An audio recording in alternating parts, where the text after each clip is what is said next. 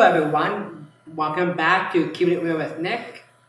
I want to say thank you for our subscribers, for subscribing on our channel on YouTube and Twitter and Facebook, and also for Keeping It Real with Nick. And today's guest we have Carrie Hage, and we'll get back to her after this commercial break.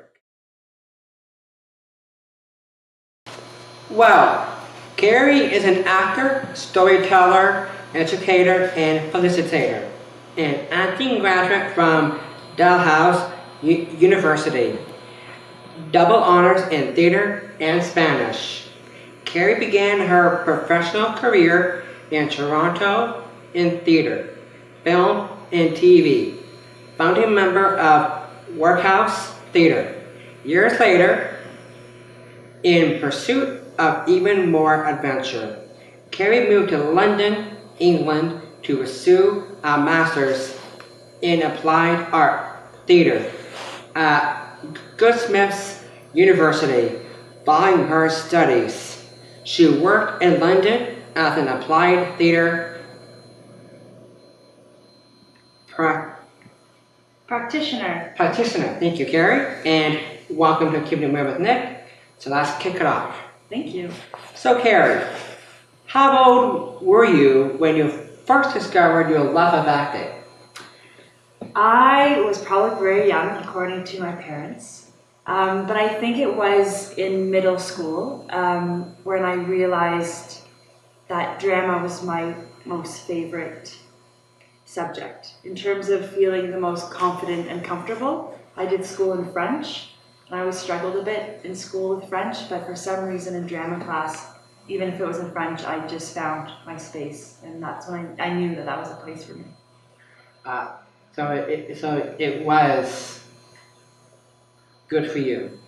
It was so good for me. It was so good for Yeah. you. And how old were you again? It's probably about 12 years old, 13. You were 12 years old Yeah. at that time. And that is really good to find that out about you. Did you take special classes at a young age? So for theater, I always took dance at a young age, so dance was something that I always pursued outside of school. Drama I took in school. But it was the school that I went to where it was in grade, I think it was in grade 6 or 7, you could take it. Oh, there we go. I just realized I took it outside of school afterwards. I started taking it in grade 6, but then in grade 7 you could take it. There was a Monday evening class. And I remember that's when I started taking it. And it was a class in French, a drama class. So that's when I started taking it more seriously. Well, I think you maybe just realized that, but that's what it was. Well, that's really good to find that out about you. And I had done research about that too. But we're going to get there. Knowing that you have been in film, on TV, and performed in theater, which do you like best? So I think I wanted for a while to prefer film, or I thought that was the industry that I wanted to be in. But my training at Dalhousie was in theater, and throughout my work in Toronto, I always did a lot of training in theater, as well as in film. But through and through, end of day, I'm much happier in a rehearsal space for a play than I am on set for a film. So I prefer theater. So you prefer theater? Yeah. Do you have a favorite theater play? I love devising theater. So this is something that you probably know from why I love working with you so much. I love devising theater. So I have, in terms of plays, there are a lot of plays that I've gone and seen that have been pivotal, important moments in why I love theater. But I think I like being part of the creative process and creating something new that's never been done before.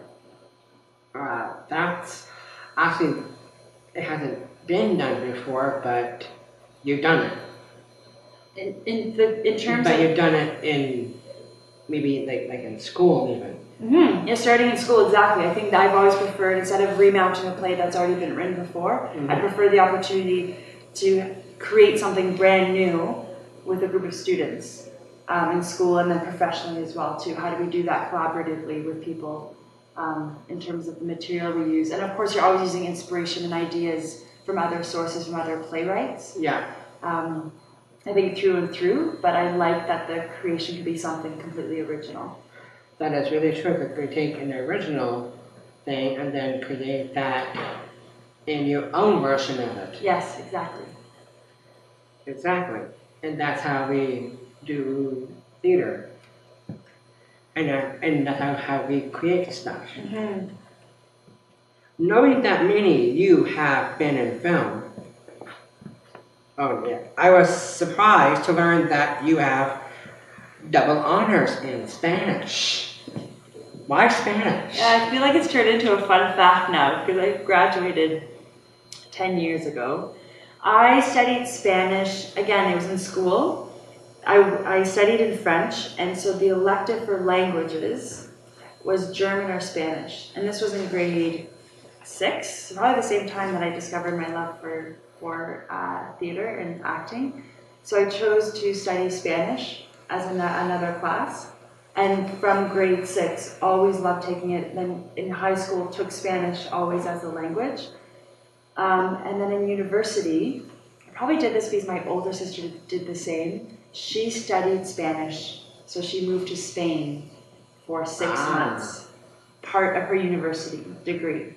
So I was like, well, she's doing that, I want to do the same. So when I was at Dalhousie, I took Spanish as a course, and then I realized that if part of my education, I went to Spain, and I was there for a term, and was completely immersed in it, and that's really the luckiest and best way to learn a language. So by the end of it, I felt like I was dreaming in Spanish. That's how good. Please don't ask me to speak Spanish now. No. But 10 years ago, I was on top of it. Thanks. Okay. Me, I also know a few Spanish words. Like what? Like cerveza. That's maybe one of the most important words to know. It is. Beer. It's beer. So I've been in Bogota, Colombia, for a Special Olympics a few years back with cool. Friday Village. That's really cool. And it really worked out for the best. And we won second place for Canada back then. That's really And cool. that's where I learned to say cerveza, to say beer in Colombia. So, with your move to London to even learn more about acting and theater, what do you feel you gain most out of that experience?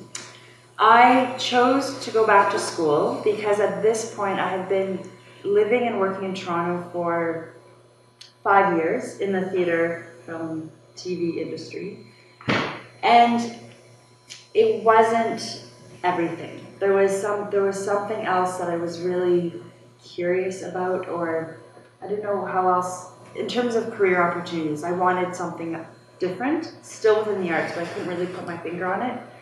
I Googled theater for social change, and applied theater came up. So this master's in applied theater, and in the UK there are quite a few programs. So I decided to go back to school, and I also wanted to go back to school and have my head in the books again. I think I wanted to. Kind of wanted that. I really saw that as a challenge. I think a lot of the work I do is very practical. I'm always on my feet. I'm moving around, and I wanted to feel studious again.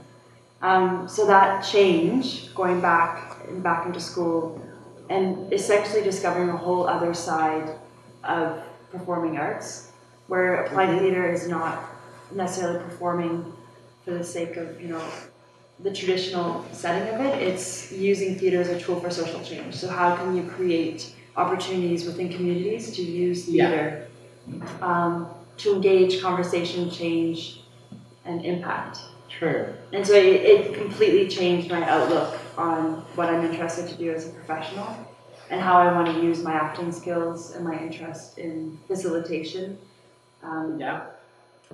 So with that, now I'm trying to do a bit of both, but it's changed my career path for sure. And living in the UK was a lot of fun. I guess there was a lot of fun. Even my sister went to the UK when she also went to Edinburgh, Scotland. Really? For some kind of exchange after she graduated from high school. Amazing. Or from college. She went there and lived there for a while, and we did go down and visit her one year. And I've been there, and it was. I don't like it very much because that's the one thing. What's that? Because I hated the steep hills. Oh, in Scotland. In Scotland, but it was very beautiful. Mm. Very beautiful when I went to see my sister when she went there, and I bet that was the best experience for her. You had the best experience there too. Well, I find experiences sometimes when you're taken out of your, I mean, it is, isn't it? You're taken out of your comfort zone. Yes. I had a bit of routine habits in Toronto. I had a really good good social circle. Yeah. My family's here. But I think then going and taking that risk and going to a new country, I had an opportunity to kind of think about my priorities and what parts did I want to work on. And I don't know, it was a challenge that I really. Looking back, I mean, it was such an important decision that I made. Just like what my sister did for herself too, and that was probably that fun for her too. Same what you were explaining to me. And you meet a lot of really interesting people too. You do. So, what was it like to learn and live in different countries? How long were you there for? So my program in Applied Theatre was 1 year, and it was a program, I think there were 20 students, and I think it's fair to say we're from 17 different countries. So I think just starting off, you're surrounded by such an international presence, so you're learning so much about different parts of the world, and we were all there with an interest in theatre, but everyone had different stories. You know, so my stories were from Canada. I had one friend who was from Colombia, so she would share her stories from Colombia. One friend from Spain, from Estonia, from Norway. So you're just constantly getting different perspectives. I then stayed. I got a visa it's the youth mobility visa. So when you're under 30 years old, you get a 2-year work visa that allows you to stay in the UK to work. So I got the visa.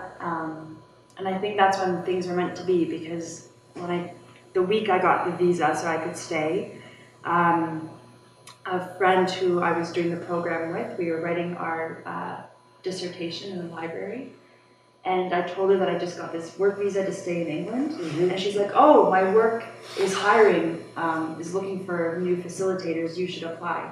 And this is when I was introduced to MenCap, which is the UK's charity for people with intellectual disabilities. And they had this amazing program called Inspire Me, which was an arts program to engage students with disabilities across England and Wales. And they wanted facilitators to go into schools, community settings to lead these workshops.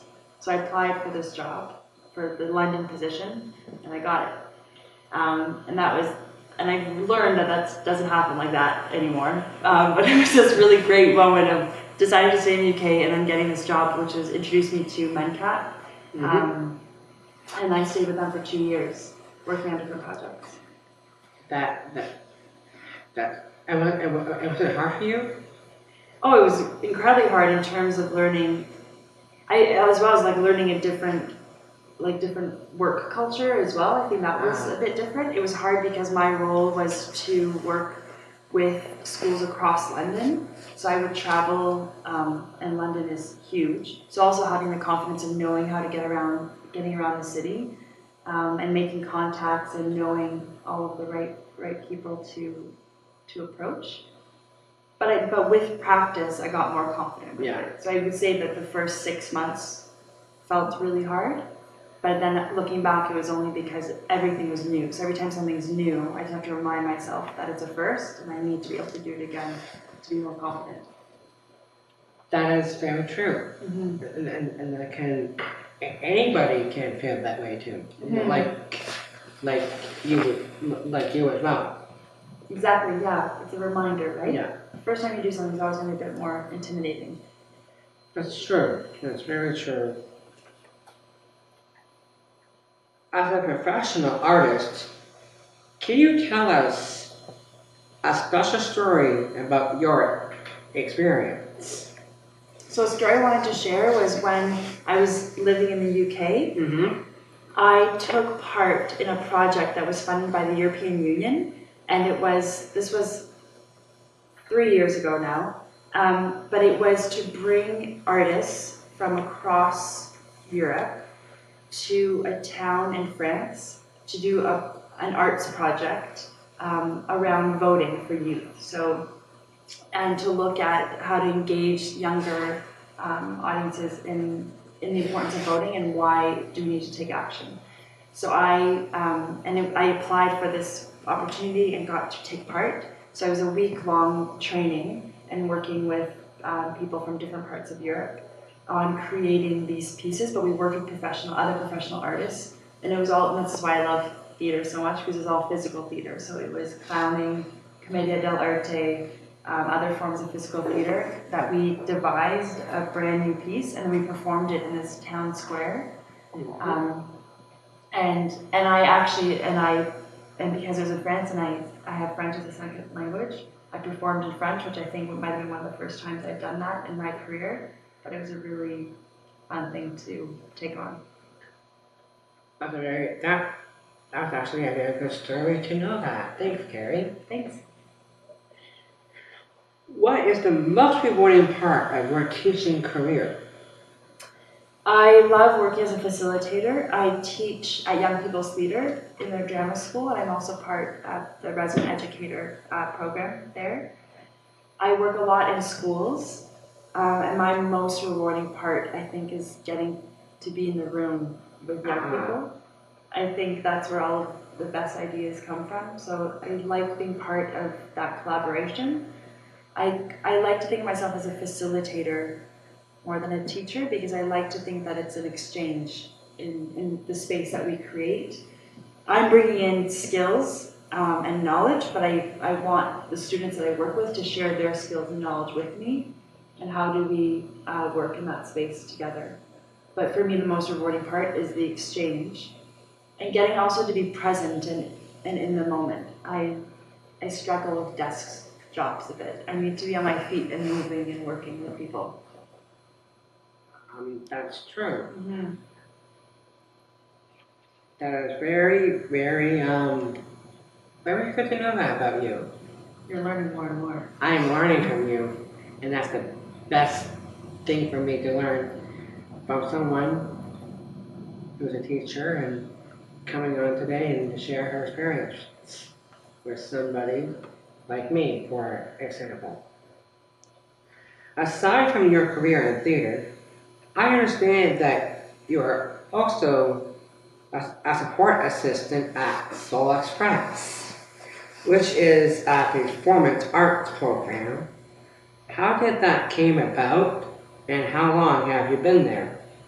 I have been involved with Soul Express for almost 2 years, I think, which is great. I moved back to Toronto 2 years ago from the UK. And it's actually a really nice web of connections, but it was a woman that I worked with in England when I told her I was moving back to Canada, to Toronto. She says, you must immediately get in touch with Dr. Anne Fudge Shorman, who I'll put you in touch with, because she'll want to know about the work that you're doing, but also might have some suggestions. So meeting with Anne, we had a great coffee. And I think following that coffee, she recommended that I meet with Cheryl. Yeah. Who's at Soul Then Express. And then I met you, exactly. Then the rest is history. So I met with Cheryl and shared my interest and love for working in theater, but specifically working in different theater settings. And because of my work at MedCap, my really big interest in working in the disability field and through the arts, she asked for me to come on board with Soul Express.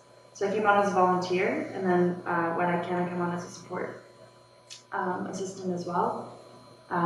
But it's been, I think, 2 years of joining every Tuesday and taking part in the work that you are very familiar with.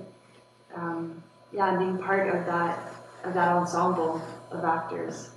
We have missed you for the past couple of Tuesdays. It's been too many Tuesdays now. And they all said hello to you. Thank you. I appreciate it. I too am involved with Soul Express as a performance artist. I really like the acting part of our week, and especially our live performances. What is your most favorite part in your role at Soul Express? I think last year, looking back, my most favorite part is being part of the work. But specifically last year, I think the performance of Seasons in the Toronto Fringe was a highlight, not of my time at Soul Express. That was this year. Wasn't a highlight only of my time at Soul Express, but just of my year as a performer myself. It was such an important piece that Soul Express put on. And we're back again next year. Yeah. We're invited back to the Fringe. Yeah, so I think something really great is starting. So I think it was, and I just loved being on stage with you and being part of being on stage with everyone else. True. And on and off. I think that's what it was. It was the relationship of being off stage in rehearsals, and just seeing the work that was going into, and how Cheryl and Matt are so skilled at collaborating and bringing so many important voices. They're very good at that. Yeah, they are. It takes a lot of skill to be able to do that, and they really champion it. It does take a lot of time to get all that together. Yeah. It takes a lot of work, and a lot of practice does makes it perfect sometimes. Practice makes perfect. Did you have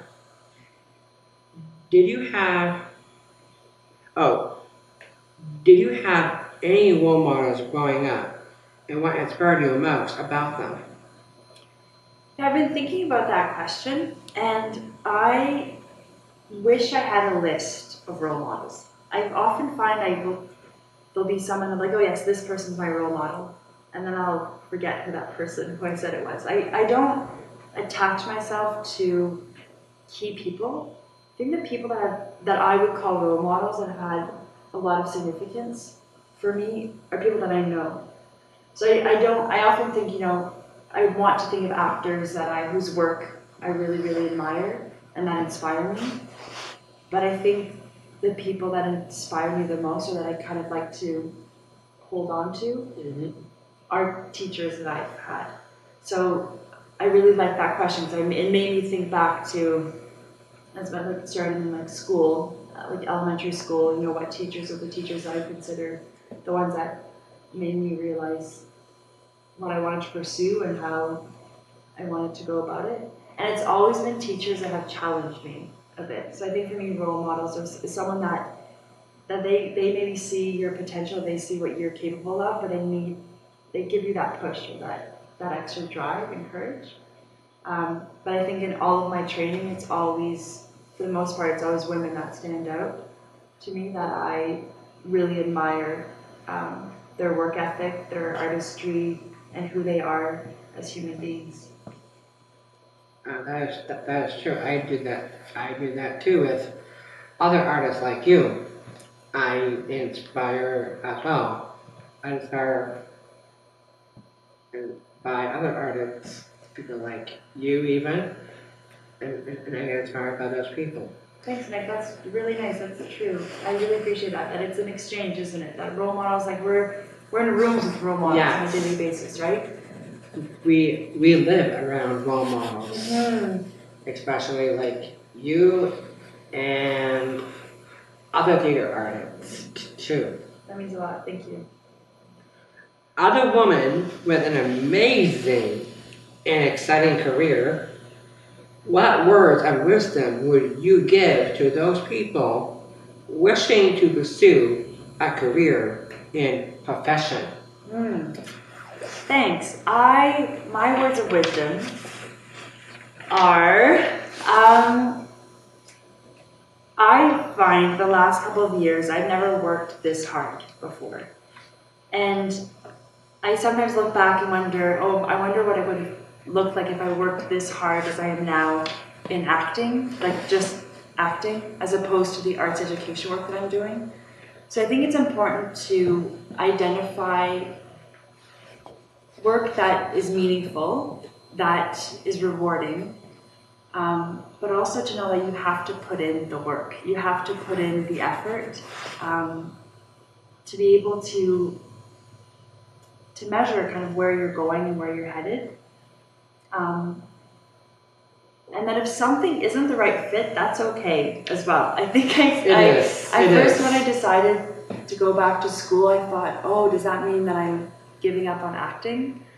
But I feel I'm a much more fulfilled actor now because I have other parts of me that I've worked on and that I've discovered. So I think advice is that it's okay to keep exploring other facets of you within the arts, that you don't have to be one role. You don't have to be a stage actor. What other parts of you do you want to work on? If you think of people that you meet, people that are often very interesting, or people that have other parts of themselves that they like to share, other facts, not just, this is all I do. So that's my advice. Don't be afraid to discover other parts of yourself. That is true, and I have done that myself too. And that's very inspiring to learn that from you as an artist. And I want to say thank you for coming on to the Disability Channel and Keeping It with Nick dial. And keep subscribing on YouTube and Facebook and Twitter. And Carrie, do you have anything for those followers to find out more about you? Thanks, Nick. With all of my work that I am putting together, it's been a lot of different projects. So I created a platform for this. So if you want to check out accessplayground.com, I will be launching my projects on that platform soon. And that will be the handle for Instagram and Facebook as well. That's coming up. But accessplayground.com is the place to go to get in touch. Well, thanks, Carrie. Thank you for coming on today with us. And we wish you all the best in the near future. And we're hoping to hear back from you when they check you out on your website. Awesome. I really appreciate it. And thank you guys for watching tonight. And have a happy holidays. Thanks. Thanks.